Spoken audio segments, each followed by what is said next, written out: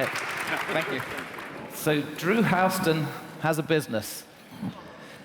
50-odd million users at the moment, another one added every second. Yeah, that's right. So you have, the last number I saw, about 325 million files saved a day. Yeah. So in the time we'll talk, people will save millions of files on Dropbox. So if you don't yet use Dropbox, you probably will.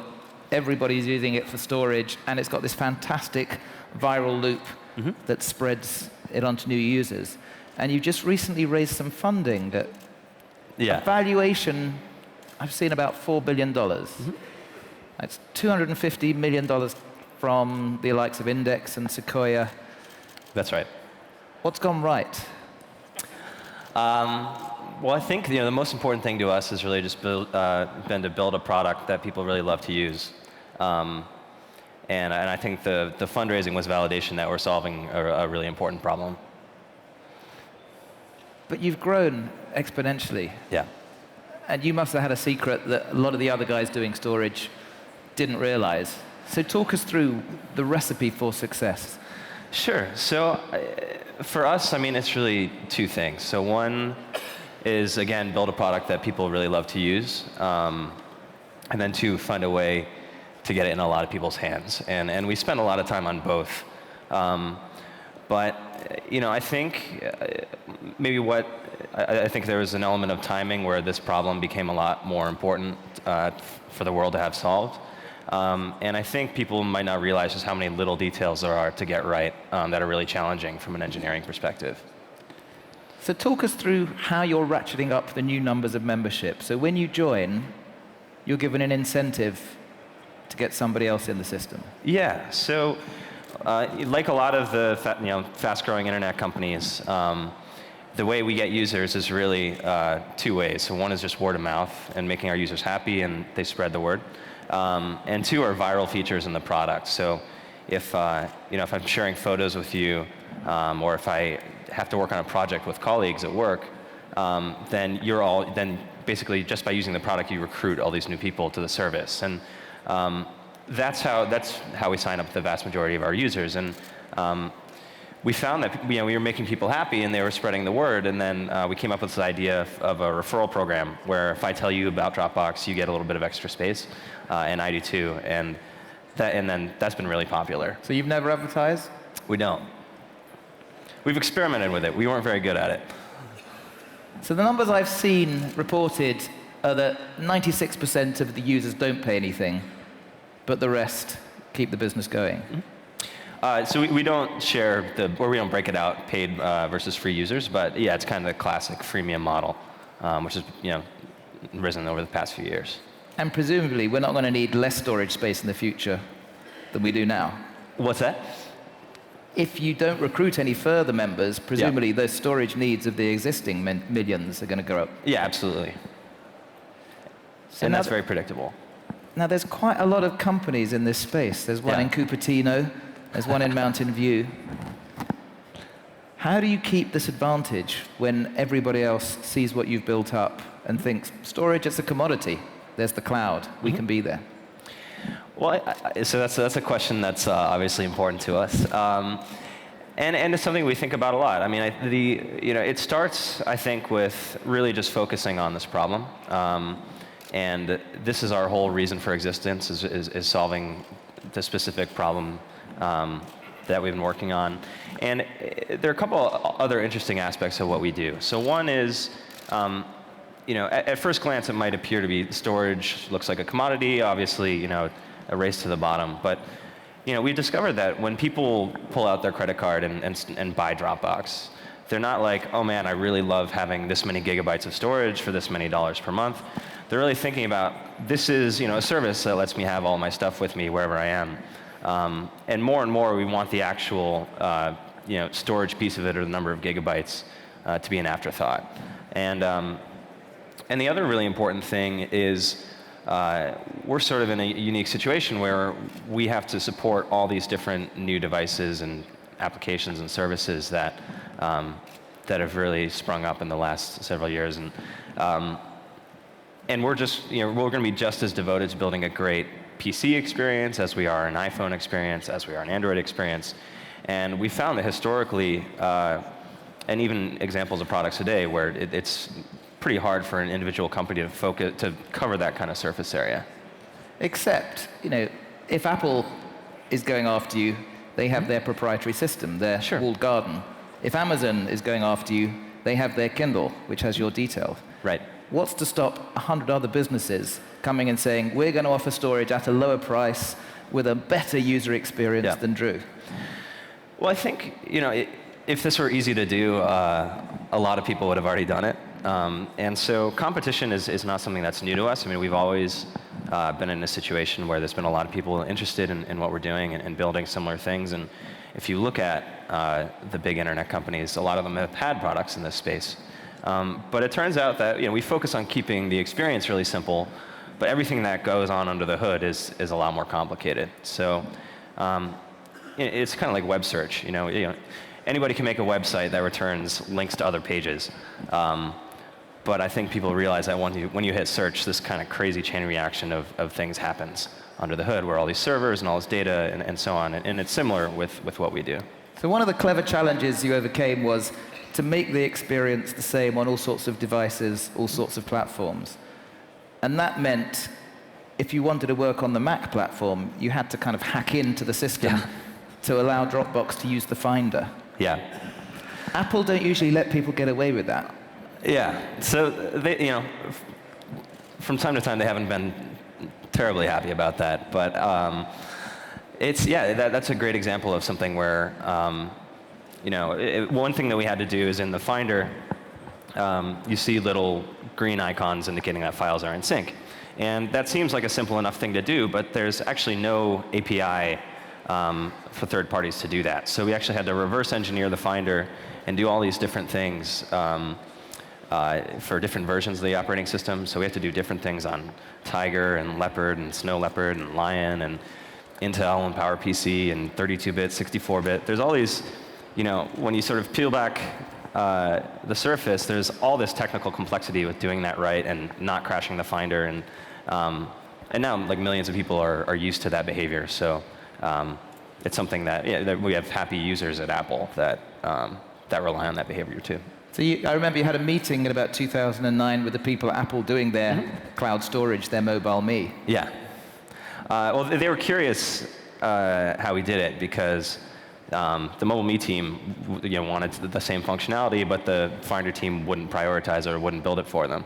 So it's a little confusing to us because, like, look, they're like probably 50 feet away from you guys, but it's one of those things where we'll do all kinds of unnatural acts like that to make the experience just a little bit better.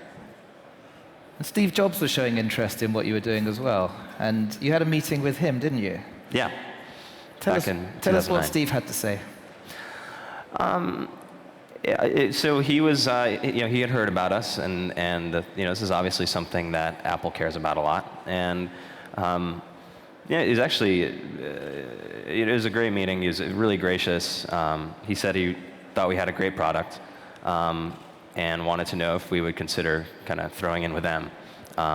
And we said that we wanted, we were really enjoying the process of building an independent company, and that's what we wanted to do. And he said that's fine, and let's stay in touch. And then we had a little bit more of a conversation about Silicon Valley and why he came back to Apple and things like that. But it was a really great meeting. Did he name a price? He didn't. We try not to get into those kinds of discussions. So the phrase I've seen reported was that he said, "You've got a feature, not a product." Yeah, he gave us a little bit of a hard time on that. So he said, you guys are a feature, not a product. You're going to have trouble integrating at the deeply into any of these mobile platforms. And while that's true, I mean that's going to be true for any pair of competitors, right? So Apple's also not going to let Google in, or it's something that's not specific to us. But if I had a startup and the head of Apple said to me, "We're going after this space," I'd be a bit scared.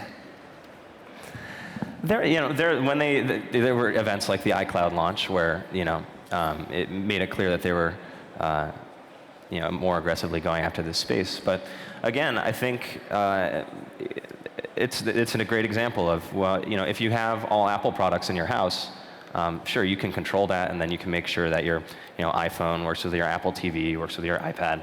But then, a big thing that people love to do with Dropbox is a couple things. One is they don't have to worry about, is my TV going to be compatible with this? Is my phone going to be compatible with this? And that's one of the big genres of problems we're trying to solve. Is my mom has her music in iTunes, but then she wants to listen to it on her Android phone, and the things don't talk to each other. And there's a real opportunity for us to solve that problem. And the second thing is people want to have, or what they love about Dropbox is they can have all their stuff in one place, rather than having to deal with it application by application. And so, to date, I think Dropbox is the only product that really solves both of those needs. So you've got $250 million in the bank. What are you going to spend it on? Well, we have a lot to do. So we have a lot of hiring. There's always servers and infrastructure, and really, it's interesting because I think it was completely opportunistic. So we've been profitable for a while. We didn't actually need the money for anything imminent, but every now and then these opportunities come along, whether an acquisition or different things, where we just want to have the flexibility to be able to place big bets. So give us a few specifics of the directions you're going to go. Mm-hmm. How is Dropbox going to evolve as a product? Sure. It's actually going to be a really exciting year for us, or an exciting next few years, because today most people think about us as this magic folder on your PC or this app on your phone. But really, again, what we're trying to do is kind of build this fabric that ties together all of your devices and services and apps. And one thing that I'm really excited about is the opportunity for Dropbox to make all this other stuff that you use better. And so working with partners like HTC to build Dropbox into their phones. And I think more and more over the next few years, when you interact with Dropbox, it'll be through something that other people build. I mean, we have hundreds of app developers building Dropbox into the things that they're making. And it can make the experience a lot better when you don't have to upload things, or when you just plug into your Dropbox and all of your stuff is just there. So how do you see the way we engage with content changing over the next 5 years, say? Well, I think you're going to see a continuation of this proliferation of all these different new things in people's lives. And I think the amazing thing is it's not just early adopters or people who love technology that are affected by this. It's really just really mainstream to now have not just a laptop, but a smartphone and a tablet, and to be on all these services and have all these apps on your phone. And so, when you look at your iPhone, you might think about, well, this does all these new great things for me, but then has all these new problems where for a lot of people, if you leave your smartphone in a cab, then suddenly it takes all the pictures, all these memories from your life with it, and that's a new problem you never had before. And so that's the kind of thing we think about when we decide what to build, is what are the little paper cuts in people's lives, or problems that they don't even know that they need to have solved. So how has life changed since you are now known as the guy with a large stake in a $4 billion business? It's the best part is really just seeing all these people.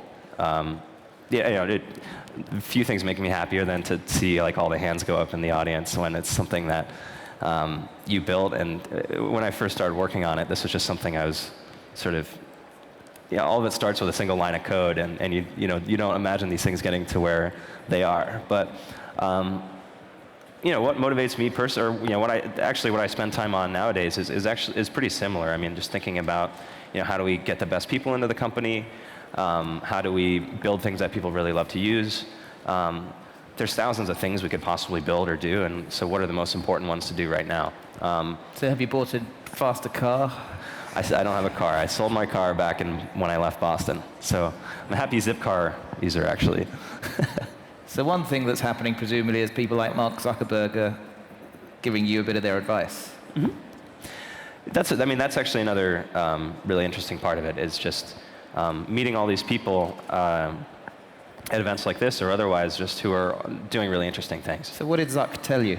What did he suggest? I mean, I think we talk just about day-to-day, issues you encounter with managing companies or managing people. What could the future look like? What are opportunities where, how we could work together. But it's stuff like that. And do you have mentors, or are all the decisions, yours? Yeah, I mean, just talking to other internet CEOs who are going through similar things or who have built companies like this before has been really helpful. One of the great things about Silicon Valley is people are all eager to share their knowledge. And for example, some of our early investors, so for example, Hadi and Ali Partovi, two brothers who both started really successful internet companies, and they've been advisors and mentors to us since we had no users. Even right in the beginning, they were eager to help us out because they were excited about what we were doing. So how old were you, Drew, when you started coding? When I started, probably my first line of code was sitting next to my dad. I was probably 5. At 5? Yeah, writing BASIC on a PC Junior. So you're a classic geek. Yeah, something like that. And when you were a teenager, were you starting businesses on the side?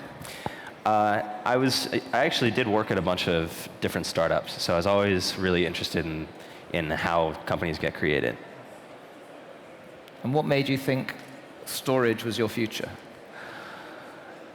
Well, I've always, when I studied computer science, and I've always loved algorithms and distributed systems, and part of me was thinking about it from that angle, but another part of me was just thinking it's just such a pain to work across, to have to manage and shuttle things across different computers, and in the future all this will be easy, but it's not today, and what are the first steps that we can take towards making this better? And then obviously things evolve along the way. So when did you get the idea that you wanted to start this particular company? When did I get the idea? Was there a moment of inspiration? Yeah, I think, well, the first lines of code were written in a bus station. So I was going from Boston to New York, and I don't know if any of you have had the pleasure of being on this thing called the Chinatown bus, but it's the most inexpensive and possibly least safe way from getting from Boston to New York. It costs like $10 or something. And I was really excited because now I was working on another company that I'd started, and I was finally going to have 4 hours where nobody was going to interrupt me, and I could just get a bunch of things done. And what happened was I sat down and I opened up my laptop, and I just had that sinking feeling that probably many of you have experienced, where I start feeling my pockets, and I could just see in my mind's eye my thumb drive just sitting on my desk at home. And so I'd done all kinds of things before, like almost putting my USB drive in a washing machine and bending it, and just always being sort of one stupid mistake away from disaster. And but then here I was. Now instead of being productive, I sulked for 10 or 15 minutes, but then actually opened up the editor and started writing some code, having no idea what it would turn into. And then you pitched at Y Combinator. Mm-hmm. The big accelerator, Paul Graham's in the Valley, and you got through. They loved you. How important was that to building the company? For us, it was really helpful. Y Combinator is a really great way their reason for being is to take people from all these different backgrounds. It's an open application process, and to kind of plug you into Silicon Valley. And what they do is they line up all of these mentors and speakers. So, you have a great venture investor talk to you at one dinner. You have past entrepreneurs talk to you. You have, lawyers, and you sort of get a lay of the land. And then you have all these other companies going through the same thing. So it's actually a support network. And some of my good friends also started companies that were funded by Y Combinator. So you don't think you could have built what you've built without Y Combinator? It's hard to say. You can never replay these things the other way. I know we would have been excited about the idea and would have figured something out, but it really did help speed up the process because then we were introduced to all these investors, and things kind of snowballed from there. Okay. So what is keeping you awake now? What are the biggest worries? We talked about competitors coming in, mm-hmm. but security breaches? Well, I think what keeps me up now is some things never change. So obviously making the product as good as, making a product that's as useful as possible. Yeah, absolutely. Security and reliability, and there's... you had a little incident with a few passwords got exposed a few months ago. Yeah. Yeah, it was something where we pushed a bad code update, and all the mechanisms we had didn't catch it. And so how do we know that our content in the cloud is safe? Well, I mean, it's something that we have a lot of smart people spending a lot of time on making sure that things are not only secure, but that you never lose data, and that the site is always fast. And I think this again is the only thing that we focus on. And we have a lot of people, and we've tried to hire the smartest people we know and put them on this one problem. And we have more experience doing this at scale than literally anyone else out there. So you've got all the smartest people around the valley in your network. You're thinking what Dropbox does over the next 5 years, but what about the rest of us? What opportunities do you see for other entrepreneurs, other investors here? Where should we be looking, let's say, for a 5-year return? Sure. Well, I think one of the amazing things is you have these companies that are just getting built faster than ever in human history, right? And every year there's a new kind of land speed record to $1 billion in revenue, or to 100 million users, and I think that's really great, because think about how many sort of steps have been removed between making something and getting it into a lot of people's hands. With sharing, or just how much people share, and just how more connected we are. If you make something really good, then it's a lot easier to spread it to a lot of people. Even since the beginning, we've had users all over the world, in 175 countries or something. We have paying users in 175 countries, despite only having a presence in San Francisco. But as far as, if you're an entrepreneur looking to build something, I think a lot of the best companies were started where a founder just saw some problem and was irritated, and started working on a solution. And it's actually not hard to think of, to look around you and find things that could be better. And in fact, I think that's the one thing we look for most, is like, what are problems that exist that people don't know, that people aren't even looking for a solution. And simple things like, you should be able to flip through your phone and press a button and see your pictures on your TV. And that seems like we have all the raw materials for that. The internet, or the TV has an internet connection, your phone has an internet connection, but there's this missing piece in the middle, where we could contribute a lot and make that a lot better. And there's 100 examples of things like that where we think Dropbox can make all these things better. And just think about, whenever someone says, "I wish someone would X," that's an opportunity. That can often be an opportunity for a startup, and in some cases a big business. Last question then. Just tell me, if you weren't doing Dropbox, what would you be doing? If I weren't doing Dropbox, well, I've managed to make Dropbox sort of go into all these areas I was also excited about. But I think it's going to be interesting watching all these social networks evolve.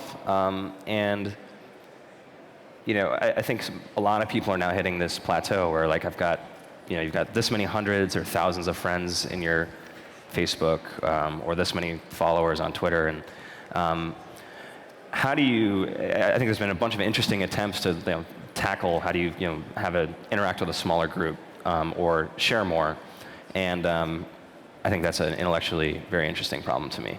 But there's all kinds of stuff. I mean, it's really an amazing time to be starting a company. Go solve that problem, DLD. So, man of the moment, thank you very much, Drew Houston. Thank you.